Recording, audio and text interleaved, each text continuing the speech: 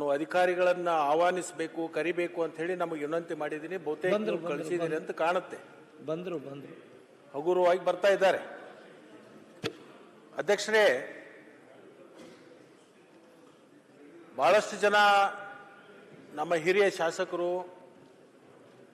ವಿಶೇಷವಾಗಿ ಉತ್ತರ ಕರ್ನಾಟಕದ ಬಗ್ಗೆ ಚರ್ಚೆಯನ್ನ ಬಹಳ ಗಂಭೀರವಾಗಿ ಚರ್ಚೆಯನ್ನು ಮಾಡಿದ್ದಾರೆ.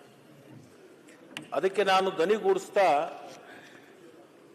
ಉತ್ತರ ಕರ್ನಾಟಕ ಅಂತಂದ್ರೆ ಇವತ್ತಿನ ಕಲ್ಯಾಣ ಕರ್ನಾಟಕ ಮತ್ತು ಈ ಕಡೆ ಕಿತ್ತೂರು ಕರ್ನಾಟಕ. ಮೊದಲು ನಾವು 6 ಜಿಲ್ಲೆಯವರು ಮುಂಬೈ ವಿಧಾನಸೌಧಕ್ಕೆ ಹೋಗ್ತಿದ್ದೀವಿ. ಆ ಕಡೆ ಇರ್ತಕ್ಕಂಥವರು, ಆ 6-7 ಜಿಲ್ಲೆಯ ಶಾಸಕರು ಹೈದರಾಬಾದಕ್ಕೆ ಹೋಗ್ತಿದ್ರು. ಅದಕ್ಕೆ ಹೈದರಾಬಾದ್ ಕರ್ನಾಟಕ, ಇದು ಮುಂಬೈ ಕರ್ನಾಟಕ. ನನ್ನ ಕ್ಷೇತ್ರದ ಮೊದಲನೇ ಶಾಸಕರ ಆಯ್ಕೆ ಆಗಿ ಮುಂಬೈ ಅಧಿವೇಶನಕ್ಕೆ ಹೋಗ್ತಾ ಇದ್ರು, ವಿಧಾನಸಭೆಗೆ. ಮೊನ್ನೆ ಮಹಾರಾಷ್ಟ್ರದ ಒಬ್ಬರು ಮತಿಹೀನರು ಒಂದು ಸ್ಟೇಟ್ಮೆಂಟ್ ಮಾಡಿದರು, ಬೆಳಗಾವಿಯನ್ನ ಕೇಂದ್ರಾಡಳಿತ ಪ್ರದೇಶ ಮಾಡಬೇಕು ಅಂತ. ಮಾಧ್ಯಮದವರು ನಮ್ಮನ್ನು ಚರ್ಚೆ ಮಾಡಲಿಕ್ಕೆ ಕರೆದ್ರು. ಮಹಾರಾಷ್ಟ್ರದ ಒಬ್ಬರು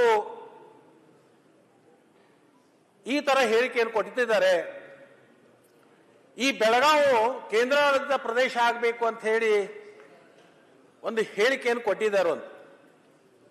ನಾನು ಅದಕ್ಕೆ ಮತಿಹೀನರು ಅಂತೇಳಿ ಕರೆದೆ.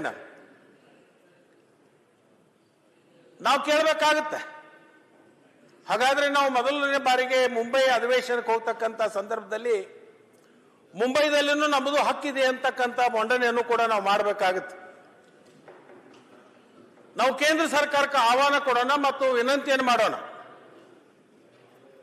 ಇವತ್ತೇನು ಬೆಳಗಾವಿಯನ್ನ ಕೇಂದ್ರಾಡಳಿತ ಪ್ರದೇಶ ಅಂತ ಹೇಳಿ ಮಾಡಬೇಕು ಅಂತ ಹೇಳಿ ಮಹಾರಾಷ್ಟ್ರದವರು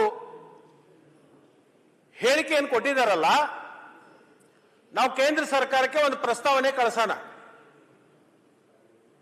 ಮುಂಬೈಯನ್ನ ಕರ್ನಾಟಕಕ್ಕೆ ಬಿಟ್ಟುಕೊಡಿ, ಬೆಳಗಾವನ್ನ ಮಹಾರಾಷ್ಟ್ರಕ್ಕೆ ತಗೊಳ್ಳಿ. ನಮ್ಮದು ಹಕ್ಕಿದೆ ಅಲ್ಲಿ. ನಮ್ಮ ಪೂರ್ವಜರು ಅಲ್ಲಿ ಹೋಗಿ ಆಡಳಿತ ಮಾಡಿದ್ದಾರೆ. ಆ ನ್ಯಾಯ ತೀರ್ಪು ಕೊನೆಗೊಳ್ಳುವವರೆಗೆ ಮುಂಬೈಯನ್ನ ಕೇಂದ್ರಾಡಳಿತ ಪ್ರದೇಶ ಮಾಡಬೇಕು ಅಂತ ಹೇಳಿ ನಮ್ಮ ಸರ್ಕಾರದಿಂದ ನಾವು ಕೇಂದ್ರ ಸರ್ಕಾರಕ್ಕೆ ಕಳಿಸುವಂತ ಒಂದು ವ್ಯವಸ್ಥೆ ಆಗಬೇಕು. ಇದನ್ನು ಬಹುತೇಕ ಎಲ್ಲಾ ಪಕ್ಷದ ಶಾಸಕರು ಒಪ್ತಾರು ಅಂತ ಹೇಳಿ ನಾನು ಭಾವಿಸ್ತೀನಿ. ಪಕ್ಷಾತೀತವಾಗಿ ಮಾಡಬೇಕಾಗುತ್ತೆ ಇದು. ಯಾಕಂತಂದ್ರೆ ಇದು ಬೆಳಗಾವ ಇವತ್ತು ಕರ್ನಾಟಕದ 2ನೇ ರಾಜಧಾನಿ ಅಂತ ಹೇಳಿ ನಾವೆಲ್ಲರೂ ಕೂಡ ಈಗ ಘೋಷಣೆ ಮಾಡ್ಕೊಂಡಿದ್ದೀವಿ. ಬೆಳಗಾವಿ ಕರ್ನಾಟಕದ ಅವಿಭಾಜ್ಯ ಅಂಗ ಅಂತ ಹೇಳಿ ನಾವು ಈಗಾಗಲೇ ಘೋಷಣೆ ಮಾಡಿದ್ದೀವಿ. ಅದಕ್ಕೆ ಜೊತೆಗೆ ಮಹಾಜನ್ ವರದಿನೂ ಒಪ್ಪಿದೆ. ಅಧ್ಯಕ್ಷರೇ, ಅದು ಒಂದು ಭಾಗ. ವಿಶೇಷವಾಗಿ ಪ್ರತಿ ವರ್ಷ ಚಳಿಗಾಲದ ಅಧಿವೇಶನವನ್ನು ಬೆಳಗಾಂದಲ್ಲಿ ಮಾಡುವಂತ ನಿರ್ಣಯಕ್ಕೆ ಯಾಕೆ ಬಂದೀವಿ? ಇಲ್ಲಿ ಸುವರ್ಣಸೌಧವನ್ನ ಯಾಕೆ ಕಟ್ಟಿದ್ದೀವಿ? ಸುವರ್ಣಸೌಧ ಕಟ್ಟಲಿಕ್ಕೆ ಕಾರಣ ಏನು? ಚಳಿಗಾಲ ಅಧಿವೇಶನೆಯಲ್ಲಿ ಕರೆದು ಇಲ್ಲಿ ಚರ್ಚೆ ಮಾಡಲಿಕ್ಕೆ ಏನು ಮೂಲ ಕಾರಣ?